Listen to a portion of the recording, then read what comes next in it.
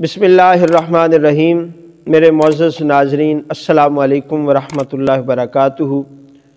امید کرتا ہوں کہ آپ خیریت سے ہوں گے۔ دعا گو ہوں کہ اللہ پاک آپ سب کو اپنی حفظ و امان میں رکھے۔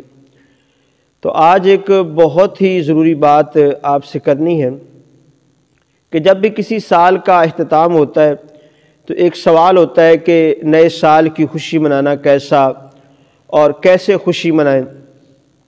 تو ان دونوں سوالوں کا جواب ہم آج سنیں گے۔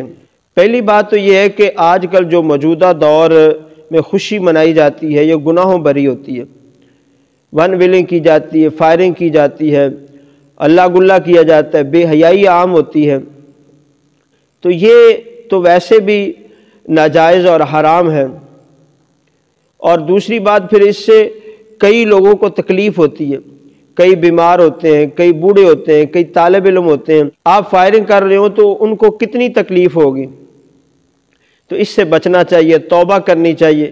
چند لمحوں کے لیے ہلا گلا کرتے ہیں اور اس سے کتنے مسلمانوں کو تکلیف ہوتی ہے۔ اور اگر آپ خوشی کرنا ہی چاہتے ہیں تو مسلمان کا تو اسلامی سال ہوتا ہے، لیکن اگر پھر بھی آپ عیسوی سال کی خوشی کرنا چاہتے ہیں تو ایسے طریقے سے خوشی کریں کہ جو ناجائز اور حرام نہ ہو۔ اور علماء فرماتے ہیں اگر آپ خوشی کرنا چاہتے ہیں تو رات کو مصلی بچھا لیں اور اللہ کا شکر ادا کر کے خوشی منائیں، استغفار کر کے خوشی منائیں، دعا کر کے خوشی منائیں۔ ویسے بھی اللہ گلہ کر کے خوشی منانے کا مقصد کیا ہے؟ ایک سال ہم اپنی موت کے قریب چلے گئے اور وہ سال ہمارا غفلتوں میں گزرا اور ہم جشن منا رہے ہیں۔ تو جشن منانا ہی ہے تو رات کو آپ مصلی بچھائیں، یا تو اللہ کا شکر ادا کر کے خوشی منائیں، یا دعا کر کے یا استغفار کر کے خوشی منائیں۔ اگر تو آپ کا پچھلا سال اچھا گزرا ہے اللہ کا شکر ادا کریں، اگر اچھا نہیں گزرا تو توبہ استغفار کریں اور دعا کریں کہ اللہ پاک میرا آنے والا سال جو ہے وہ اچھا گزر جائے۔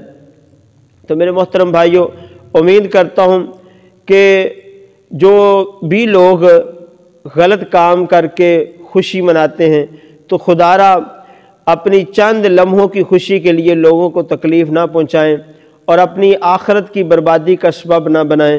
اللہ کا شکر ادا کر کے، نوافل پڑھ کے، لوگوں کی مدد کر کے، تو اس طرح اگر کوئی خوشی مناتا ہے تو یہ جائز ہے۔ ویسے شریعت کے اندر نئے سال کی خوشی منانے کی کوئی فضیلت بھی نہیں ہے، اور اگر کوئی اچھے طریقے سے مناتا بھی ہے جس میں گناہ نہ ہو، ہلا گلہ نہ ہو، کسی کو تکلیف نہ ہو، تو اس میں کوئی حرج بھی نہیں ہے۔